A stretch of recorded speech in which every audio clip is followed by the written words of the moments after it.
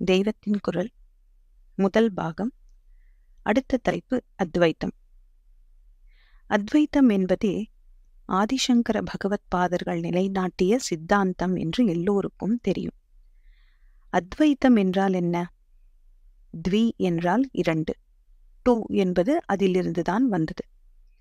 த்வியிலுள்ள இத், அதாவது டி என்பதே டூவில் இட், டி என்று ஆகிவிட்டது. உச்சரிப்பில் டூ என்று சொன்னாலும் ஸ்பெல்லிங்கில் டீக்கு அப்புறம் டபிள்யூ வருகிறது.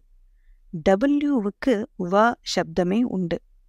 த்வியில் உள்ள வாதான் இங்கே டபிள்யூ ஆகிவிட்டது. த்விதான் டூ, இரண்டு. துவைத்தம் என்றால் இரண்டு உண்டு என்று நினைப்பது. அத்வைத்தம் என்றால் இரண்டு இல்லை என்று அர்த்தம். எந்த இரண்டு இல்லை? இப்போது சுவாமி என்று ஒருத்தர் இருக்கிறார். அவருக்கு இரண்டாவதாக ஜீவர்கள் என்ற நாம் இருக்கிறோம் என்று நாம் நினைக்கிறோம் அல்லவா? இப்படி இரண்டு இல்லவே இல்லை.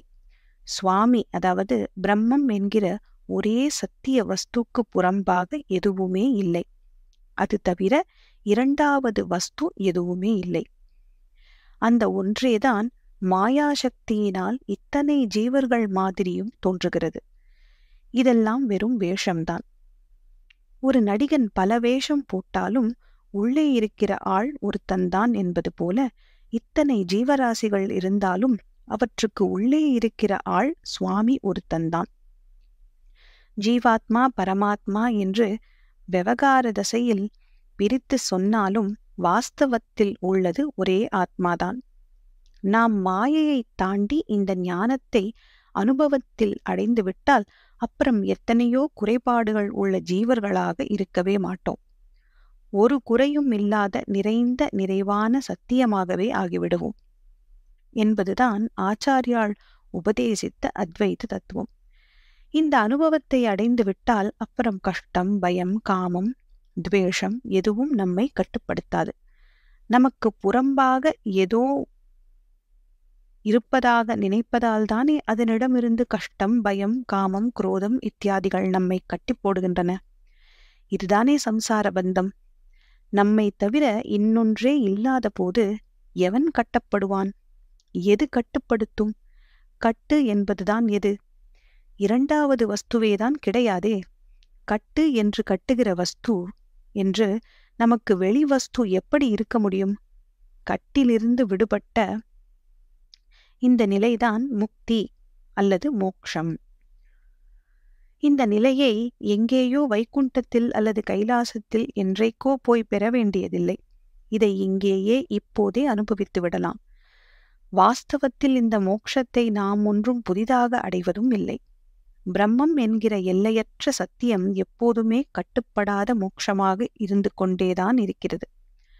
பிரபஞ்சத்தில் ஆகாயம், அதாவது ஸ்பேஸ், எங்கு பார்த்தாலும் கட்டுப்படாமல் இருக்கிற மாதிரி இந்த பிரபஞ்சத்திலேயே பல பானைகளை வைத்திருக்கிறோம் என்றால் அவற்றுக்குள் இருக்கிற காலி இடத்திலும் எப்போதும் அந்த ஆகாசம் இருந்து கொண்டேதான் இருக்கிறது. ஒன்று எங்கும் பறந்து விரிந்த மகாகாசம், மற்றது பானைக்குள், அதாவது கடத்துக்குள் உள்ள கட்டாகாசம் என்று நம் பார்வையில் வேண்டுமானால் பிரித்து சொல்லலாமே தவிர இரண்டு ஆகாசமும் வாஸ்தவத்தில் ஒன்றேதான்.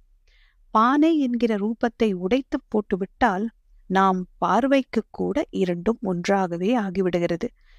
இப்படியே பிரம்மத்தில் தனித்தனி பானைகள் மாதிரி நாம் மாயாசக்தியால் தோன்றியிருக்கிறோம். ஆனாலும் நாம் பிரம்மமேதான். மாயையின் பந்தத்தால் இது நமக்கு தெரியவில்லை. அதை உடைத்து விட்டால் நாமும் அகண்டமான பிரம்மமே என்ற அனுபவம் வந்துவிடும். அந்த அனுபவம் சிந்திப்பதற்கு படிகளாக கர்மம், உபாசனை இப்படி பல இருக்கின்றன.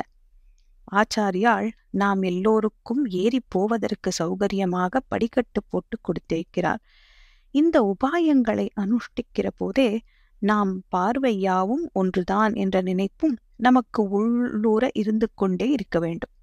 எல்லாம் ஒன்று என்பது பிரத்யட்ச அனுபவமாக வருகிற போதும் வரட்டும், ஆனால் இதுதான் உண்மை என்ற நினைப்பை இப்போதிலிருந்தே அடிக்கடி உண்டாக்கி கொள்ள வேண்டும். ஸ்ரீ ஆதிசங்கர பகவத் பாதர்கள் எல்லாவற்றையும் ஒன்றாக பார்க்க வேண்டும் என்று சொல்லிவிட்டார். ஆனால் உலகத்தில் வேறு வேறாக தெரிகிற எல்லா பிராணிகளையும் நாமாக எப்படி பார்ப்பது என்று குழப்பமாக இருக்கிறது.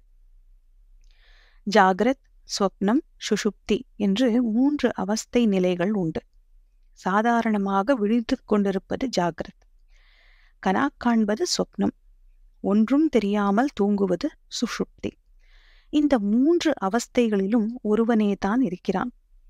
கனா கண்டவனும் விழித்துக் கொண்டவனும் ஒருவனே. ஆனால் கனா கண்ட பொழுது நடக்கிறவைகளுக்கும் விழித்துக் கொண்ட பின் நடக்கிறவைகளுக்கும் முன்னுக்கு பின் சம்பந்தமே இல்லை. கனவில் வேறே விதமாக நடவடிக்கைகள் இருக்கின்றன, விழித்துக் கொண்ட போது வேறே விதமான நடவடிக்கைகள் இருக்கின்றன. அவஸ்தை வேறுபட்ட போதிலும், மனோபாவம் வேறுபட்ட போதிலும், இரண்டிலும் ஒருவனே இருப்பது போல வேறு வேறு மனோபாவம் கொண்ட பல பிராணிகளிடத்திலும் இருப்பவன் ஒருவனே, அவனே நாம் என்று தெளிய வேண்டும். ஒரு காலத்தில் நமக்கு சாந்த குணம் இருக்கிறது, மற்றொரு சமயத்தில் கோபம் வருகிறது. ஆனாலும் 2 அவஸ்தையிலும் இருப்பவன் ஒருவனே என்று அனுபவத்தில் தெரிகிறது. அவஸ்தாபேதங்களில் நம் முகம், கை, கால் எல்லாவற்றின் போக்கும் மாறுகின்றன. காலபேதத்தால் குழந்தை கிழமாகிற போது தேகங்கள் கூட வேறாக மாறுகிறது. இது விவகார உலகத்தில், ஸ்வப்ன உலகத்திலேயே கேட்கவே வேண்டாம். நாம் ஒருவருடைய மனசில் இருந்தே பல பேருடைய ரூபங்கள், பலவேறு இடங்கள், பலவேறு காலங்கள் எல்லாம் கனவில் உண்டாகின்றன. நாம் செய்யக்கூடாதென்று நினைக்கிற காரியங்களை எல்லாம் கனவில் செய்வதாக காண்கிறோம்.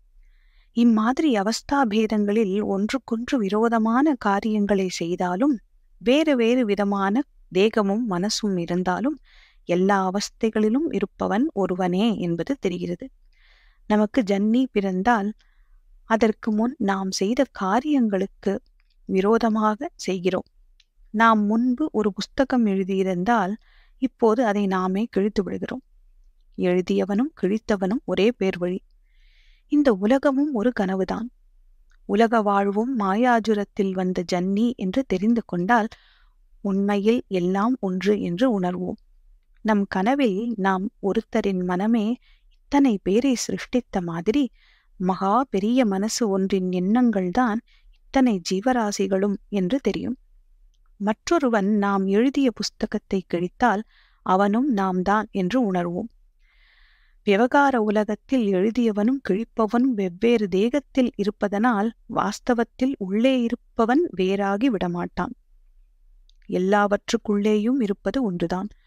ஒருவன் நம்மை அடித்தால் வேறொருவன் நம்மை அடிப்பதாக நினைப்பது தப்பு. நாமே நம்மை அடித்துக் கொள்கிறோம் என்பதுதான் சத்தியம். இது சத்தியமில்லை என்றால் சுவாமி அல்லது பிரம்மத்துக்கு புறம்பாக இன்னொன்று இருக்க வேண்டும். அப்படியானால் அது எங்கிருக்கிறது? எங்கிருந்து வந்தது?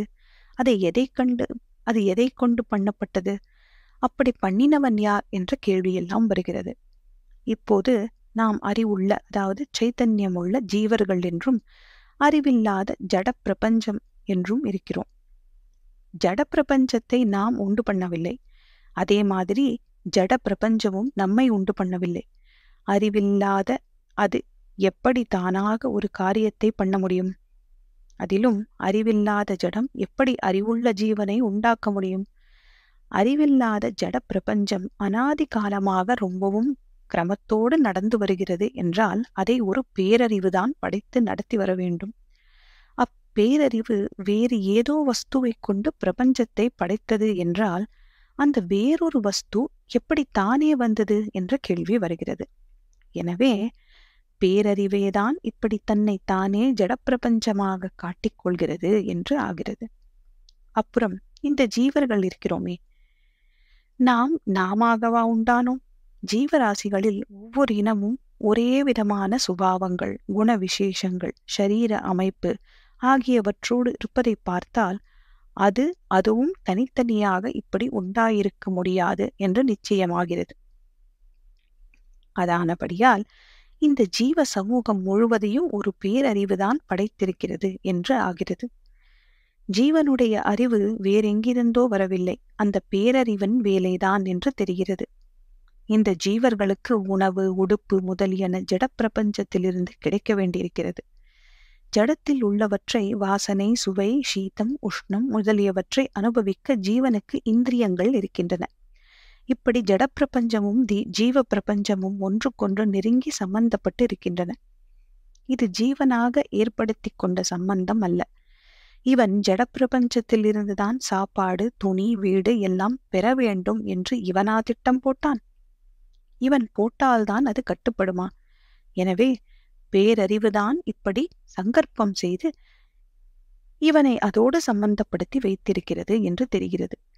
ஜட பிரபஞ்சத்தை ஏதோ ஒரு சக்தி படைத்தது, ஜீவ பிரபஞ்சத்தை வேறொரு சக்தி படைத்தது என்றால் இவை இரண்டையும் இப்படி சேர்த்து பிடித்து சம்பந்தப்படுத்தி வைக்க முடியாது. எனவே ஜடம், சைத்தன்யம் இரண்டுக்குமே மூலம் அந்த பேரறிவுதான் என்று ஆகிறது. அது படைத்தது என்று சொன்னாலும் வெளிவஸ்துவை கொண்டு படைக்கவில்லை என்று பார்த்தோம்.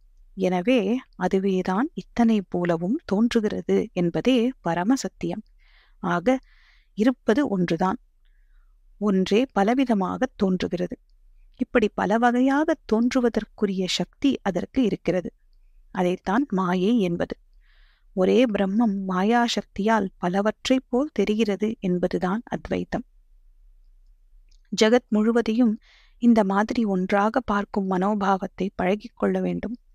எல்லாம் ஒன்றானால் தானும் பிறரும் வேறு வேறாக இருக்கவே முடியாது. இந்நிலையில் ஜகத்துக்கும் கூட அறியப்படுகின்ற வஸ்துவென்று அறிபவனாகிய தானே அது என்ற அனுபவம் வந்துவிடும். இப்பொழுது கை நாமாக தோன்றுகிறது, கால் நாமாக தோன்றுகிறது, உடம்பு நாமாக தோன்றுகிறது. இதுபோல் உலகனைத்தும் நாமாகி விட வேண்டும். அப்படிப்பட்ட ஞானம் ஒருவனுக்கு அனுபவத்தில் வந்தால் அவன் சண்டாளனாயிருந்தாலும் அவன்தான் பண்டிதன். ஆச்சாரியால் இதை மனிஷா பஞ்சகத்தில் எடுத்து சொல்கிறார். இந்த ஞானம்தான் மாறாத ஆனந்தமான மோட்சம். இந்த சரீரத்தில் இருக்கும் போதே அனுபவிக்கக்கூடிய மோட்சம். ஸ்ரீ பெரியவா சரணம். மீண்டும் சந்திப்போம்.